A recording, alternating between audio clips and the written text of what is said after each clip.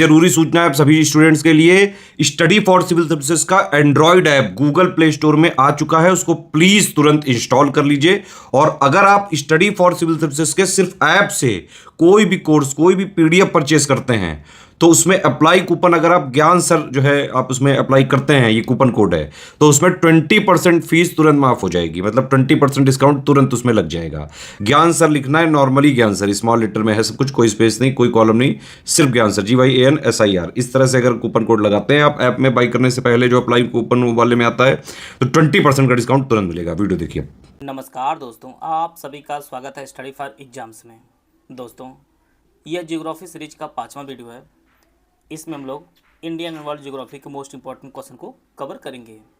यह आपके आगामी exam UPSSC, junior assistant, UPSC prelims, RO BU से जितने भी आगामी एग्जाम होने वाले हैं उन सभी का काफ़ी बेनिफिशियल साबित होगा। तो आइए हम लोग देखते हैं पहला प्रश्न। मेकांग नदी संदर्भ में यहाँ पे 2 स्टेटमेंट दिया गया है, आपको जो है सही स्टेटमेंट की पहचान करनी है। मेकांग का उद्गम तिब्बत के पठार से होता है। मेकांग का डेल्टा दक्षिणी कंबोडिया में स्थित है। केवल एक सही, केवल 2 सही, दोनों सही, ना तो एक ना ही 2 सही है। मेकांग नदी का जो उद्गम होता है वह तिब्बत के पठार से होता है और यह जो है चीन, म्यांमार, थाईलैंड, लाओस, कंबोडिया, इन सभी देशों जो है होकर बहती है। यह जो नदी है यह आपकी मेकांग नदी है। यह म्यांमार, चीन, लाओस, थाईलैंड, कंबोडिया और वियतनाम से होकर गुजरती है। दूसरा जो स्टेटमेंट है ये आपका गलत है कि मेकांग का जो डेल्टा है ये दक्षिणी कंबोडिया में नहीं स्थित है, बल्कि दक्षिणी वियतनाम में स्थित है। ये आपका दक्षिणी वियतनाम में स्थित है। तो केवल पहला जो स्टेटमेंट है वो आपका सही है। मेकांग नदी जो है यह विश्व में 13वीं सबसे लंबी जो है नदी है और इसका जो डेल्टा का जो क्षेत्रफल है वह 40,500 वर्ग किलोमीटर जो है इसका डेल्टा का क्षेत्रफल है। तो इसका जो ऑप्शन ए है वो आपका सही है। निम्नलिखित में से कौन से देश बाल्टिक सागर के तट पर स्थित नहीं है? लातविया और पोलैंड, लातविया और रूस, स्वीडन और रूस, स्वीडन और नॉर्वे। यह आपका बाल्टिक सागर है। बाल्टिक सागर से सटे जो देश हैं इनमें आपका स्वीडन है, फिनलैंड है, ये आपका स्वीडन है, जर्मनी है, लिथुआनिया है, लातविया है, इस्टोनिया है, फिनलैंड है। ये सभी देश जो है इसकी सीमा पर स्थित है। यहाँ पर पूछा जा रहा है कौन जो है इसके तट पर स्थित नहीं है, तो यहाँ पर आप देख पा रहे हैं नॉर्वे जो है यह इसकी सीमा जो है इसकी सीमा साझा नहीं होती है। तो स्वीडन और नॉर्वे की जो है सीमा साझा नहीं होती है बाल्टिक सागर से। इसका जो ऑप्शन डी है वो आपका सही है। आते हैं अगला प्रश्न लोग।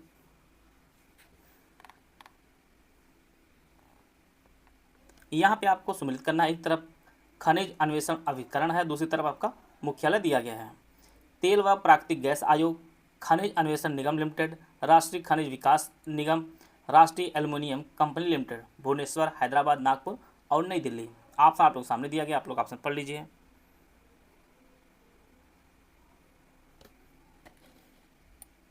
नई दिल्ली में तेल व प्राकृतिक गैस आयोग है। खनिज अन्वेषण निगम लिमिटेड का जो मुख्यालय है वह नागपुर में है। राष्ट्रीय खनिज विकास निगम का जो मुख्यालय है वह हैदराबाद में है और राष्ट्रीय एल्युमिनियम कंपनी लिमिटेड का जो मुख्यालय आपके भुवनेश्वर में है। तो इस प्रकार जो है इसका जो ऑप्शन सी है वह आपका सही है। तेल व प्राकृतिक गैस आयोग का मुख्यालय नई दिल्ली में है, खनिज अन्वेषण निगम लिमिटेड का मुख्यालय नागपुर में है, राष्ट्रीय खनिज विकास निगम का मुख्यालय हैदराबाद में और राष्ट्रीय एल्युमिनियम कंपनी लिमिटेड का मुख्यालय भुवनेश्वर में है। तो इसका जो ऑप्शन सी है वह आपका सही है। सकोत्रा द्वीप के संदर्भ में यहाँ पे 2 स्टेटमेंट दिया गया है। यह ओमान का एक द्वीप है जो अरब सागर में स्थित है। इसे 2008 में यूनेस्को द्वारा विश्व प्राकृतिक विरासत स्थल के रूप में जो है नामित किया गया था। केवल एक सही है, केवल 2 सही है, ना तो एक ना ही 2 सही है, दोनों सही है। सकोत्रा जो द्वीप है यह ओमान का द्वीप नहीं है। सकोत्रा द्वीप जो है यह यमन का द्वीप है। यह जो है यमन का एक द्वीप है। यह आपका सकोत्रा द्वीप है और इस पे जो अधिकार है वह यमन का है। तो पहला जो स्टेटमेंट गलत है। दूसरा जो स्टेटमेंट है वह आपका सही है। 2008 में यूनेस्को द्वारा विश्व प्राकृतिक विरासत स्थल के रूप में जो है नामित किया गया है इसे? तो केवल 2 इसका सही आंसर है। ऑप्शन बी इसका सही आंसर है। आते हैं अगला प्रश्न लोग। निम्नलिखित में से भारत के पूर्व तट पर स्थित सबसे बड़ी लैगून झील कौन सी है? पुलिकट, चिल्का, कोलेरू, काली वैली। तो इसका जो सही आंसर है वो ऑप्शन बी चिल्का जो है यह भारत के पूर्वी तट पर स्थित सबसे बड़ी लैगून झील है। और यह चिल्का जो है यह आपके उड़ीसा में स्थित है। यह उड़ीसा में स्थित है और यह जो है खारे पानी की एशिया की सबसे बड़ी झील है। पुलिकट झील जो है यह आंध्रा और तमिलनाडु के सीमा पर स्थित है और यह भी जो है खारे पानी की झील है। कोलेरू झील जो आपके आंध्र प्रदेश में स्थित है, यह आपके मीठे पानी की झील है। और काली वैली जो है यह तमिलनाडु में स्थित है। ये सभी चीज़ें आप लोग नोट करते चलिएगा, परीक्षा के लिए काफ़ी उपयोगी है। तो चिल्का झील आपके उड़ीसा में है और यह जो है भारत के पूर्वी तट पर स्थित सबसे बड़ी लैगून झील है और यह खारे पानी की झील है। बालकास झील जो है किस देश में स्थित है? कजाकिस्तान, किर्गिस्तान, रूस या तुर्कमेनिस्तान। यहाँ पे मैप प्रदर्शित किया गया है। बालकास झील जो है यह कजाकिस्तान में स्थित है। यह कजाकिस्तान का मैप है और यह आपकी बालकास झील है। तो इसका जो ऑप्शन ए है वो आपका सही है। बालकास झील जो है यह कजाकिस्तान में है और कजाकिस्तान की राजधानी आपकी अस्ताना है। अस्ताना जो है कजाकिस्तान की राजधानी है। आते हैं अगला प्रश्न लोग। यहाँ पे आप पहचानना कौन सा ही सुमिलित नहीं है? बटेश्वर, देवा शरीफ, संकीसा, बिठूर, आगरा, जौनपुर, फर्रुखाबाद और कानपुर। बटेश्वर जो मेला है आपके आगरा में लगता है। संकीसा जो बौद्ध तीर्थस्थल है आपके फर्रुखाबाद में है। बिठूर जो दर्शनीय स्थल है आपके कानपुर में है। देवा शरीफ जो है जौनपुर में नहीं है, देवा शरीफ यहाँ बाराबंकी में है। एक धार्मिक स्थल है देवा शरीफ। तो इसका जो ऑप्शन बी है वो आपका सही है। ऐसी RO 2023 का मेंस पेड ग्रुप हमारा लॉन्च किया गया है, जिसमें आपको GS पेड ग्रुप की जो फीस रखी गई है वो 1800 रुपये है और इसमें जो है 120 नंबर की आपको पूरी तैयारी कराई जाएगी। कन्वेंशनल हिंदी पेड ग्रुप है, इसकी जो फीस वो आपकी 2200 रुपये है। इसमें 100 नंबर कन्वेंशनल और 60 नंबर जो है ऑब्जेक्टिव, टोटल 160 नंबर की तैयारी कराई जाएगी। निबंध का जो ग्रुप हमारा हुआ 1800 रुपये है। इसमें आपको 120 नंबर की पूरी जो है तैयारी कराई जाएगी। इस ग्रुप में इससे के प्रीवियस ईयर पेपर दिए जाएंगे। ग्रुप में 30 मॉडल इससे दिए जाएंगे और मॉडल इसे ग्रुप जो है ज्वाइन करते ही आपको प्रदान किए जाएंगे। 30 नए निबंध की प्रैक्टिस करवाई जाएगी, जिनमें कंप्लीट आंसर राइटिंग फीडबैक दिया जाएगा। हिंदी कमियों को दूर किया जाएगा। निबंध के साप्ताहिक टास्क का जो है शेड्यूल ग्रुप में बताया जाएगा। ओनली पेड क्विज का जो ग्रुप आपका 900 रुपये है। इसमें आपको GS और वस्तुनिष्ठ हिंदी की जो है मोस्ट इंपॉर्टेंट क्वेश्चन की क्विज कराई जाएगी। इनमें से आप कोई भी पेड ग्रुप ज्वाइन करना चाहते हैं तो ये हमारे 3 नंबर दिया गया, इसमें कॉल व्हाट्सएप पर जो है जानकारी प्राप्त कर सकते हैं और अपनी तैयारी को और बेहतर कर सकते हैं। यूरोप की राइन नदी के संदर्भ में 2 स्टेटमेंट दिया गया है, आपको सही स्टेटमेंट की पहचान करनी है। राइन नदी उत्तरी जर्मनी को औद्योगिक गतिविधियों के लिए एक महत्वपूर्ण मार्ग है। रॉटरडैम का बंदरगाह राइन नदी के मुहाने पर स्थित है। केवल एक सही है, केवल 2 सही है, दोनों सही है, ना तो एक ना ही 2 सही है।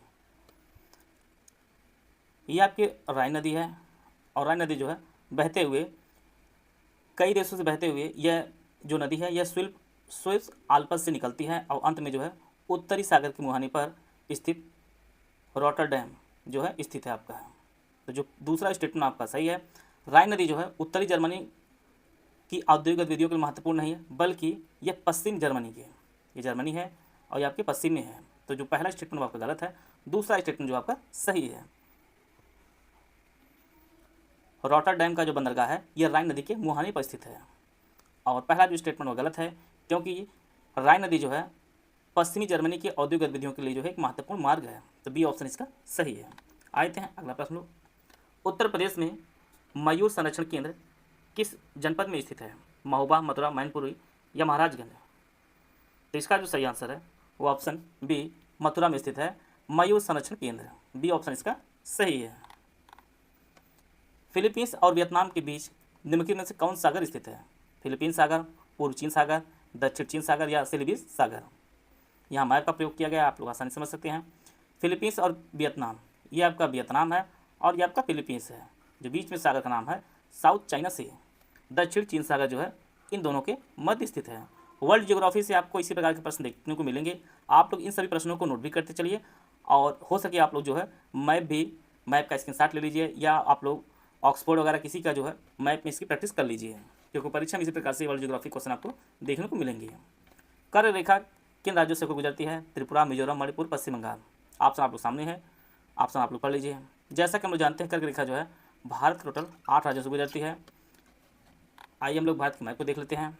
कर्क रेखा जो है कुछ इस प्रकार से जो है गुजरती है।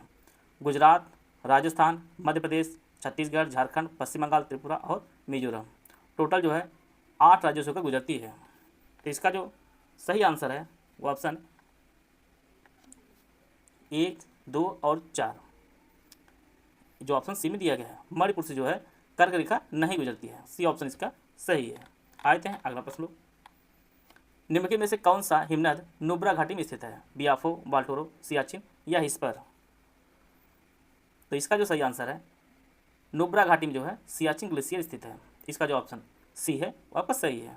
बाकी बियाफो और बाल्टोरो जो है यह पीओके में स्थित है। सी ऑप्शन इसका सही है।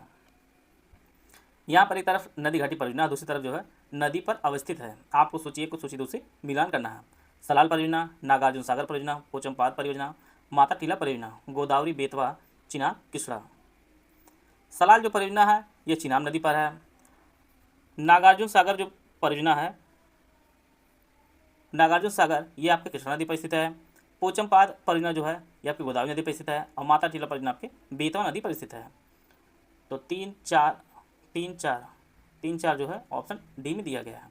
सलाल परियोजना ये आपके जम्मू कश्मीर में चिनाब नदी पर है। नागार्जुन परियोजना आपके कृष्णा नदी पर है। पोचमपाद परियोजना आपकी गोदावरी नदी पर स्थित है और माता टीला आपके बेतवा नदी पर स्थित है। तो इसका जो ऑप्शन डी है वो आपका सही है। विष्णुप्रयाग निम्नलिखित में से किन नदियों के संगम पर स्थित है? धौली गंगा और गंगा, धौली गंगा अलकनंदा, धौली गंगा और ऋषि गंगा, अलकनंदा और ऋषि गंगा। जैसा कि हम जानते हैं उत्तराखंड में जो है पंचप्रयाग है। आपको आसानी समझने इसलिए मैप का प्रयोग किया गया है।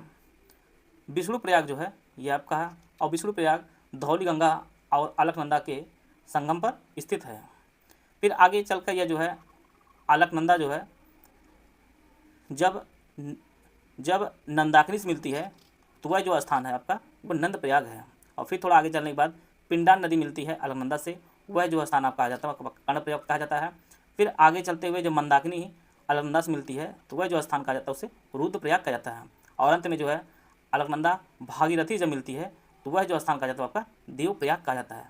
कभी कभी आपको उत्तर से दक्षिण क्रम में भी सजाने दे सकता है पंचप्रयाग को, और बाकी जो है नदियों के संगम तो बार बार परीक्षा में पूछता ही रहता है। इस प्रकार जो है इसका जो ऑप्शन बी है वो आपका सही है। इस प्रकार जो है हम लोग कुछ इंपॉर्टेंट प्रश्नों की प्रैक्टिस कर लिए हैं। आशा है आप सभी को बहुत कुछ जानने को मिला होगा। मिलते हैं नेक्स्ट वीडियो में, तब तक जय हिंद, जय भारत।